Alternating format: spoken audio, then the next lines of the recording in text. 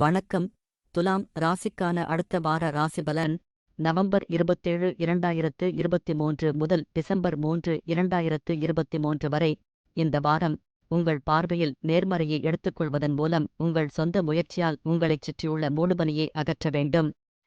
ஏனெனில் இந்த தூசியே உங்கள் முன்னேற்றத்திற்கு தடையாக உள்ளது என்பதை நீங்கள் புரிந்து கொள்ள வேண்டும். எனவே அதிலிருந்து வெளியே வந்து ஏதாவது நல்லது செய்ய வேண்டிய நேரம் இது. 7வது வீட்டில் வியாழன் இருப்பதால் இது போன்ற பொருட்களை வாங்குவதற்கு இந்த வாரம் நல்லது. எதிர்காலத்தில் விலை அதிகரிக்கலாம். அத்தகைய சூழ்நிலையில் நீங்கள் தங்க நகைகள், வீடு நிலம் அல்லது கட்டுமானப் பணிகளில் முதலீடு செய்யலாம். இது எதிர்காலத்தில் நல்ல லாபத்தைப் பெறுவதற்கான வாய்ப்புகளைத் தரும். இந்த வாரம் குடும்ப உறுப்பினர் ஒருவரின் உடல்நிலை சரியில்லாத காரணத்தால் குடும்பத்துடன் திட்டமிட்ட பயணம் சிறிது காலம் தள்ளிப் போகலாம் என்ற அச்சம் உள்ளது. இதன் காரணமாக நீங்களும் வீட்டில் உள்ள குழந்தைகளும் சற்றே மகிழ்ச்சியற்றவர்களாகத் தோன்றுவீர்கள்.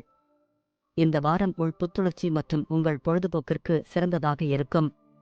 இந்த வாரம் முழுவதும் அனைத்து வகையான வணிக பரிவர்த்தனைகளின் போது நீங்கள் குறிப்பாக கவனமாக இருக்க வேண்டும்.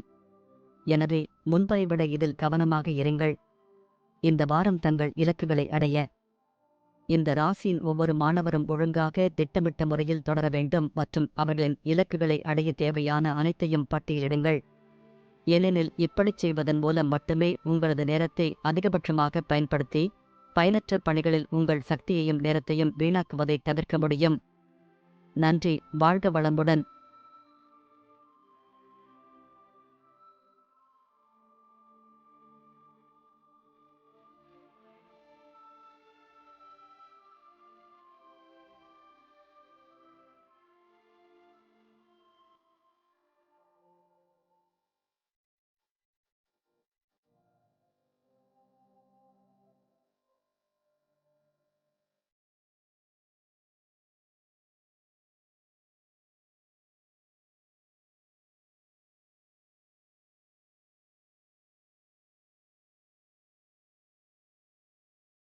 வணக்கம்.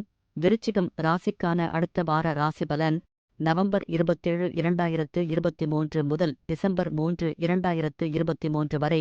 உங்கள் உடல் ஆரோக்கியமாக இருக்க விரும்பினால் இந்த வாரம் பழங்களை தவறாமல் உட்கொள்ள வேண்டும். ஏனெனில் வியாழன் உங்கள் சந்திரனின் 6வது வீட்டில் இருக்கிறார்.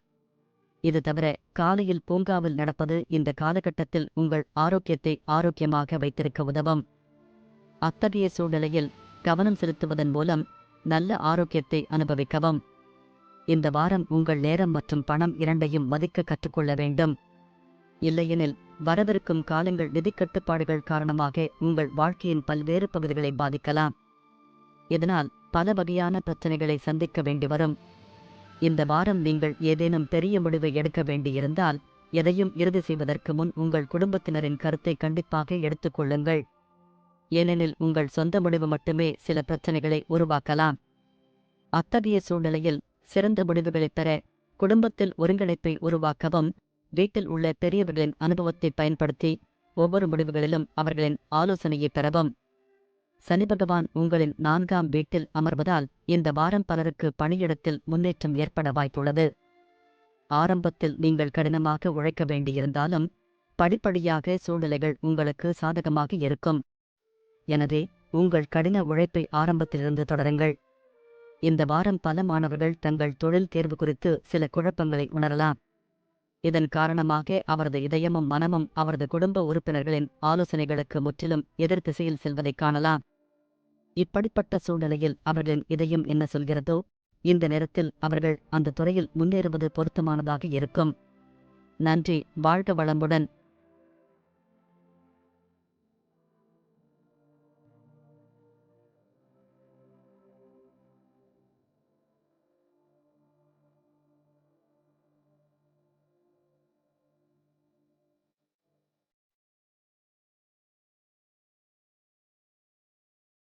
வணக்கம்.